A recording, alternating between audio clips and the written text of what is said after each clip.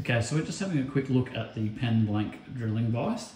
Now once you get this out of the box, sometimes you'll find that when you put your blank in there, and depending on your blank size, that when you go to lock it, the lever might not come all the way down. So there's a quick, easy adjustment, and it's just this thread here. You've got a locking nut and a thread. So if we just back this off a little bit, you can see we can wind this all the way out or wind it in depending on what we want. So what I want to do here is I want to wind it out, so I'm a little bit loose here. So I'm just going to wind that up a little bit and another sort of half a turn, and that should lock into place.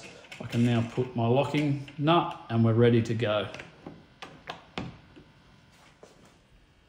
So we're just going to have a quick look at how to center up our pen blank drilling vise on our pedestal drill here. So all I've got is a 9.5mm or 3/8 drill bit that we've put into the drill press, and we're just going to bring our pen vise over, bring down the drill press, and just lock that off onto the drill bit here. Once we've done that, we can screw it down, we can clamp it down.